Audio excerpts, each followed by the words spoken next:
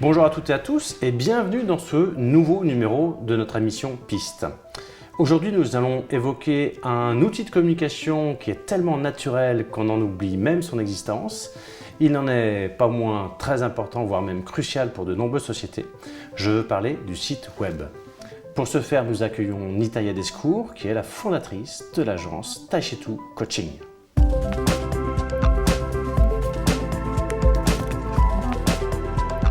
Bonjour Nitaya. Bonjour Fabrice. Tu vas bien? Merci de me recevoir, tout va bien. Avec plaisir, merci de venir nous voir en tous les cas. Donc aujourd'hui, tu l'as deviné, tu le sais, on va parler de site web, c'est ta spécialité. Mais avant toute chose, est-ce que tu pourrais te présenter ton parcours et ce que tu fais aujourd'hui? Bien sûr. Écoute, avant de créer ma structure, j'ai passé 18 ans en entreprise. Donc, j'ai commencé dans le public, puis j'ai terminé dans le privé en tant que manager dans les cabinets de conseil. Et puis le Covid est arrivé, comme beaucoup d'entre nous, et une prise de conscience, et j'ai créé mon agence Taishitu Coaching. Donc je me suis spécialisée dans deux volets. Le premier, c'est la création des sites web avec Wix, donc on va l'évoquer, et j'accompagne les thérapeutes à devenir des entrepreneurs autonomes. D'accord, spécialement pour les thérapeutes ou tu fais... Je m'occupe de tout le monde, mais j'ai aussi cette niche, donc vous soyez industriel ou une clinique privée, c'est aussi dans mon portefeuille. Ok, super. Donc, tu l'as dit, et c'est l'idée de cette émission, c'est vraiment faire le focus sur le site web et surtout la fonction. Les technologies ont évolué, les usages ont évolué. Toi, en tant que professionnel, là-dedans, quel est ton regard ? Pour moi, un site web, c'est une carte de visite digitale. C'est ton portfolio, c'est une preuve sociale de l'existence de ton entreprise et de la satisfaction des clients. Donc pour moi, un site web ne fait pas tout, c'est ce que j'explique aux clients. C'est pas parce que tu crées un site web que demain, tu es le premier sur la page Google et tu vends. Faut voir ça comme ta carte que tu présentes et qui permet de créer déjà un lien de confiance avec le prospect. C'est une question de transparence, ça montre un peu le produit que... Pour moi, l'authenticité, la confiance, le produit, l'individu. Si on parle de thérapeute, c'est soi-même. Si on parle d'une usine, c'est les produits. Mais aujourd'hui, il ne faut pas tout taxer. J'ai envie de dire, on ne met pas tous les œufs dans le même panier. Donc le site, c'est une vitrine. Et ensuite, derrière, il faut pouvoir promouvoir tout ce qu'on propose. Question annexe, c'est une vitrine certes, est-ce qu'elle est presque obligatoire ou pas? Elle est à mon sens obligatoire. Ouais. Je pense qu'on a tous compris pendant la pandémie que le click and collect était devenu indispensable. Ceux qui étaient réfractaires ont dû s'y mettre sur le tard. En urgence des fois pour certains. Des fois même en urgence, d'où le fait qu'il y a eu ces fameux chèques numériques. Oui. Voilà, pour moi aujourd'hui, quelqu'un qui n'a pas de site web, ça questionne. C'est difficile quoi. C'est difficile, donc tôt ou tard il va falloir s'y mettre.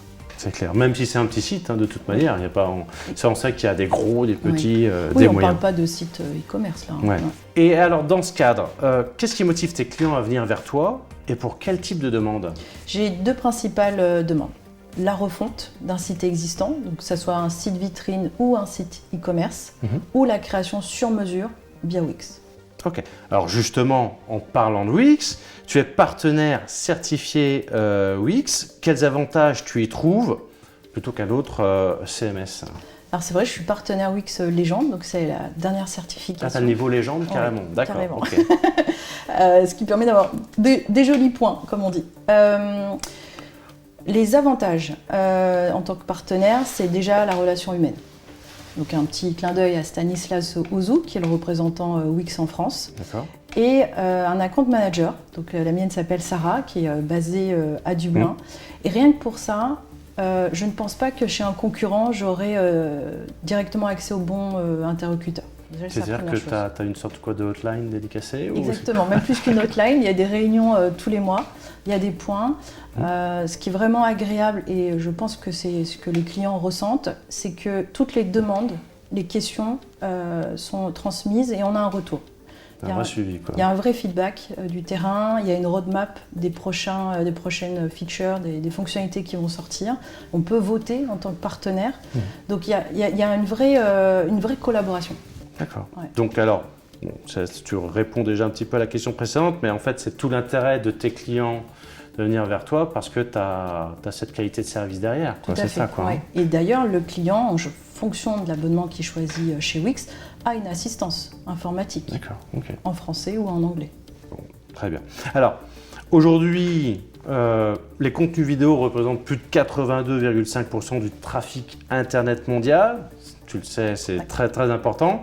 Alors, selon toi, quelle est la meilleure stratégie pour héberger ces vidéos sur son site ou plutôt sur une plateforme dédiée? Sans hésitation sur YouTube. Sur YouTube. YouTube, pourquoi? Parce que ça te permet de récupérer ce flux automatique de YouTube sur ton site. Donc SEO, dynamisme, ce sont des gros avantages, tout comme Instagram d'ailleurs. Et puis ça évite un alourdissement du chargement des pages de ton site. Déjà, et puis la bande passante, elle se réduit, tout simplement. Merci Nitaya. Il y a encore beaucoup de questions sur cette thématique spécifique, c'est très très large. Je t'en prie. Mais je propose tout de suite que nous passions à notre partie conseils pratiques.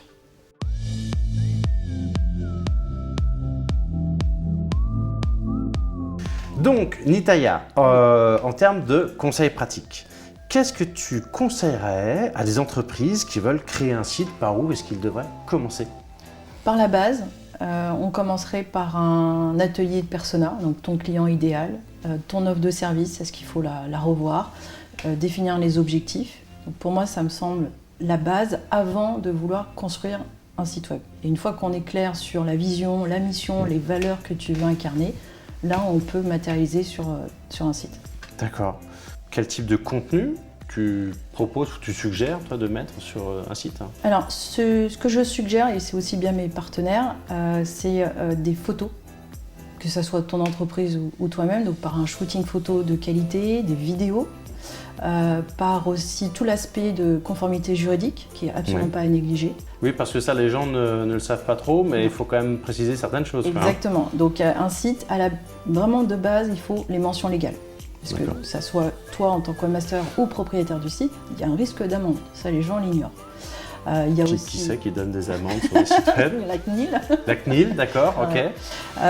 Si tu vends un produit qui a transaction financière sur un site, les conditions générales de vente, les fameuses CGV. CGV, oui. Newsletter, politique de confidentialité, politique de cookies. Donc voilà, ça, ce sont des informations en général que les gens oublient parce que c'est pas leur métier. On en profite pour ici le rappeler. Petit conseil. Photos, vidéos et puis peut-être aussi du texte pour le SEO. Bien sûr, bien évidemment. Il y a plein d'outils gratuits sur le marché qui permettent aussi de voir les mots-clés en fonction de la tendance par Google Trends. Donc, qualité de contenu, d'images, de texte, de vidéos, et ensuite on laisse la magie du référencement naturel. Voilà, la magie de Google, parce Exactement. que c'est Google à quoi, 90 90% au départ, ouais. C'est Google, d'accord. Donc Nitaya, une dernière question. Il existe aujourd'hui presque 2 milliards de sites web, c'est énorme. Est-ce que tu peux nous dire un dernier mot sur le référencement, et je pense en l'occurrence sur le référencement naturel? Naturel, oui. Le contenu, la qualité des contenus. Donc, texte, vidéo, photo, ne serait-ce que bien nommer une photo, ça aussi ce sont des conseils à donner. Pourquoi un blog? Parce que ça permet d'avoir du contenu de qualité, ça enrichit le site. Parce que les sites sont scannés. Ils sont scannés par les fameux robots de Google. Donc voilà, le contenu, c'est ce qui fait la différence. Ok. Eh bien, écoute, merci Nitaya pour cet échange très enrichissant. Et merci à vous tous de nous avoir suivis sur cette thématique. J'espère que ces pistes vous aideront dans vos projets en cours ou à venir. Et bien sûr, n'hésitez pas à partager ou à commenter. Et je vous dis à très bientôt.